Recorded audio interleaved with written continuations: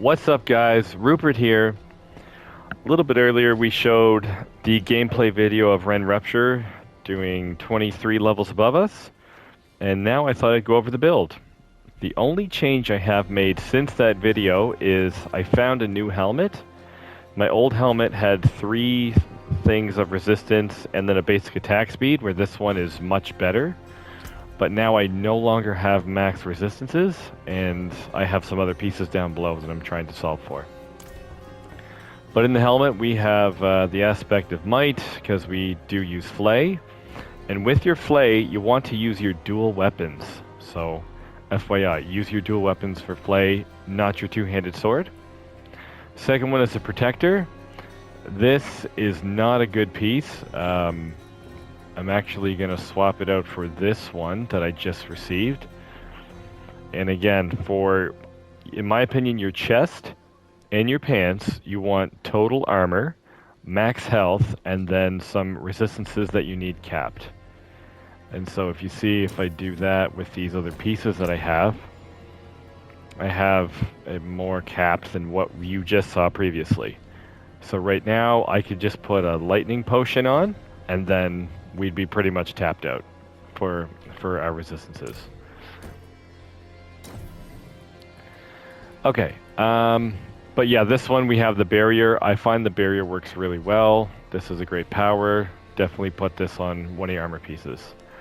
Next is the expectant.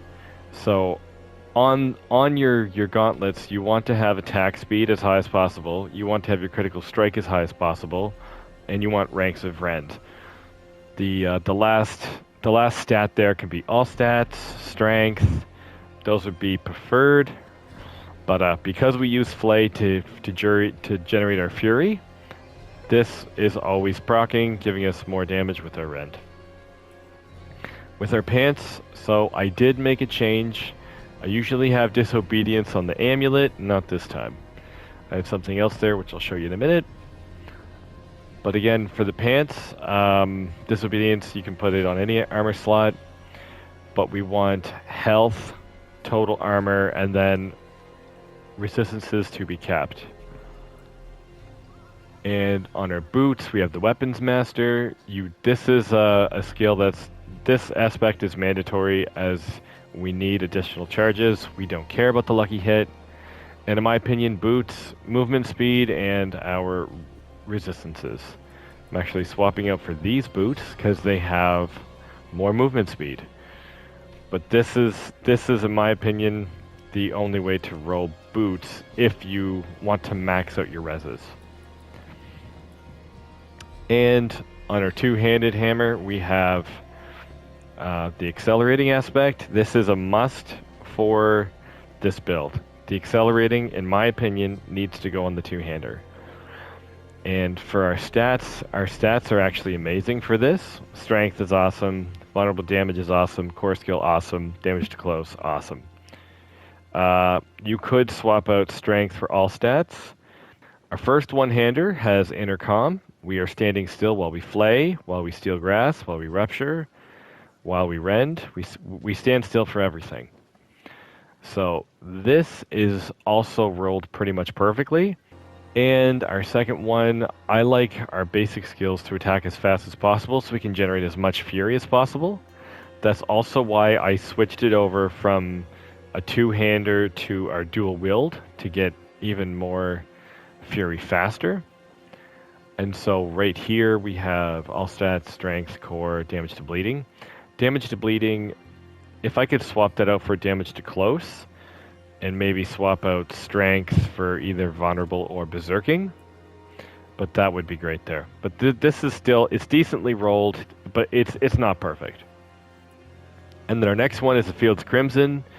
This is what makes the build work. So in my opinion, if you could only have a couple pieces, Field of Crimson, accelerating, and the weapons master. Everything else is kind of a bonus, but these 3 pieces kind of make it shine. So, I don't really care about the stats on the Field of Crimson except for the last one, the Rupture cooldown. The higher the cooldown, the better. And of course, So because of that, I can actually rupture every like 4.5 seconds.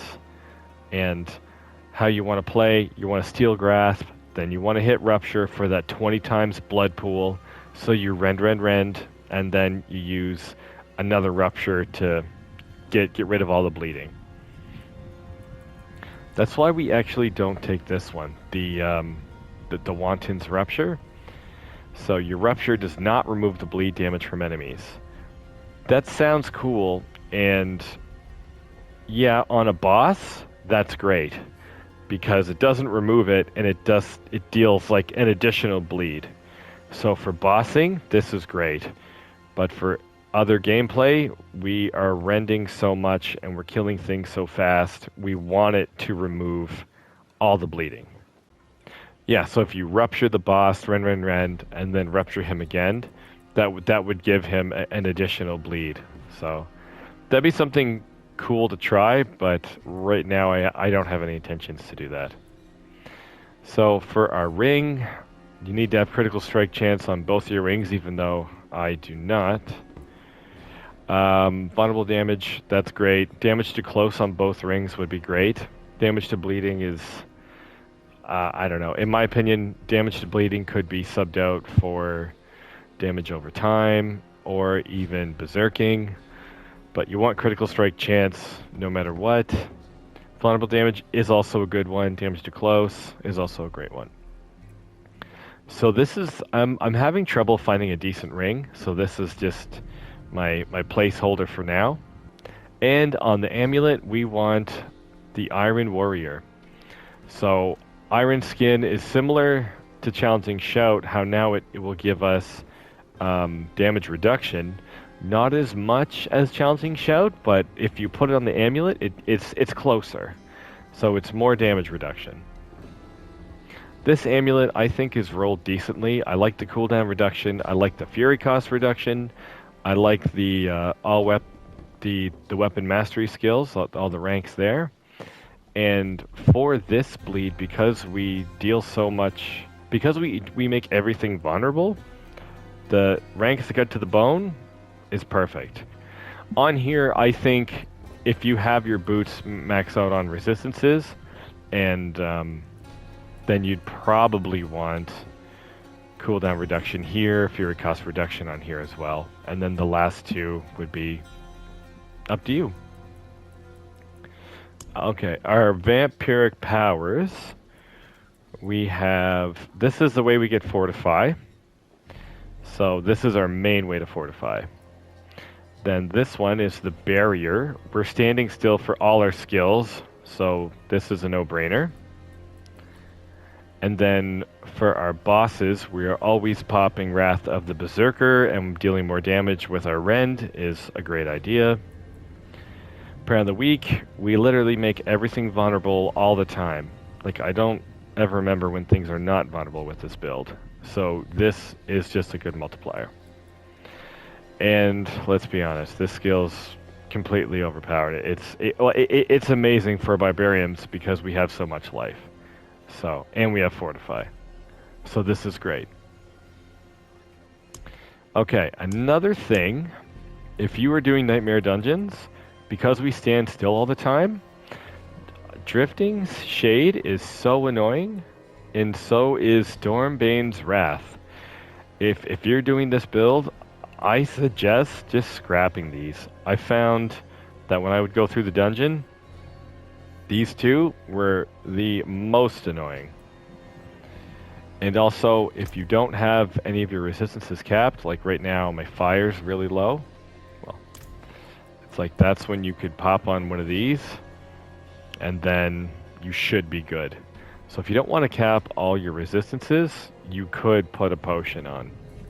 That's because, as you see, I do have lots of them, so I'm sure you guys do too. Okay, expertise, always axe, especially for this build. Everything is vulnerable all the time. Okay, let's go over the skill tree. So with the basic skills, we use our dual weapons to use Flay, and we take Battle Flay. Then we use our two-hander slashing for Rend, and we take Furious Rend. and we take Iron Skin for unstoppable with the Iron Warrior aspect, and we do this one so we have like a potion every time we use it. We take Imposing Presence for maximum life. We take Swiftness so we can walk through the dungeons faster. These 2 points were just extra, so you could actually put these anywhere. Then we take Rupture for Fields of Crimson, and we want to take Warrior's Rupture so we can attack faster. And then, of course, Steel Grasp. This is how we make things vulnerable, and we take the Fighter Steel Grasp to make us berserk more. And Wrath of the Berserker, max that out. And of course, with this build, with your high critical strike chance, you want to take Gushing Wounds. This is also another way that we have Fortify. Really, you could put 1 point in there because our max way of Fortify is with our Vampiric Power, but this, you definitely want to max this out. And right here, Heavy-Handed, because we do have a high critical strike chance, that's a no-brainer. You want to take that. This point and these 2 points were just extra, but because our Flay is with our one-handed weapons, I use this just so we could get Fury faster. Another way to get Fury faster is every time we swap from Flay into Rupture, Flay into Rend, Flay into Steel Grasp, we're getting 6 Fury. This is another potion so that when we are rending, we are also getting life. And we take 1 point in Hamstring so we can get all 3 ranks of Cut to the Bone. Because of our playstyle and we are using Steel Grasp to bring them in, then we are rupturing them for the 20 times damage for bleeding. Then we rend, and if we have to use Flay, then we do just to generate enough Fury so we can keep rending.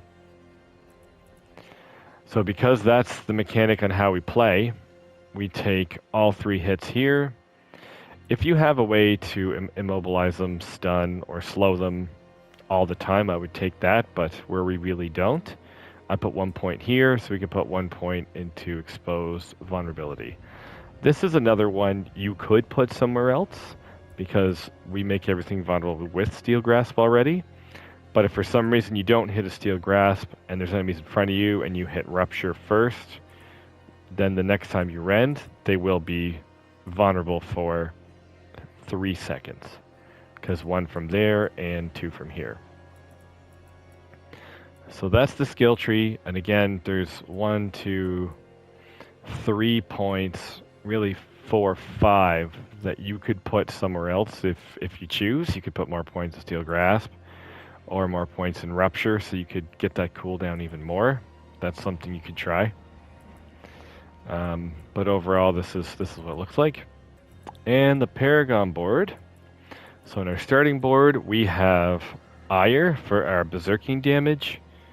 I think every Barbarian build is going to be using this right now because of the multiplicative damage. Then our second board, I think, will be most people's second board, which will be Blood Rage. Blood Rage is good for us because we are a bleed build. Our berserking is pretty much coming from this node and from our Steel Grasp and from Wrath of the Berserker.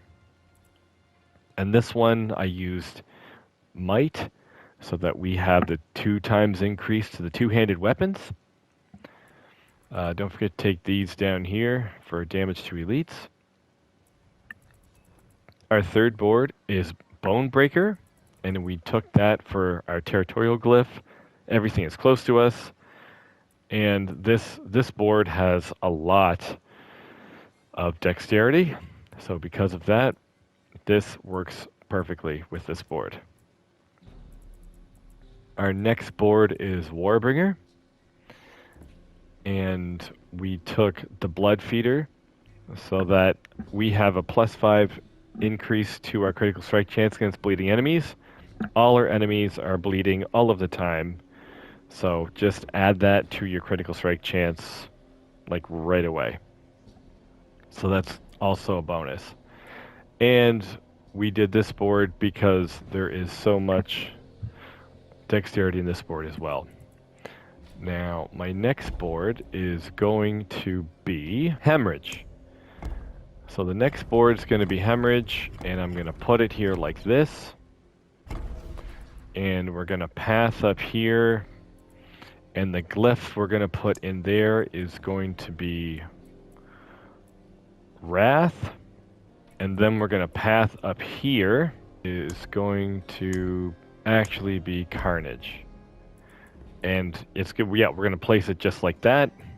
And we're going to path over here. We're going to grab these. And we're going to go down here to get everything here. And in this glyph socket, we are going to put in Exploit.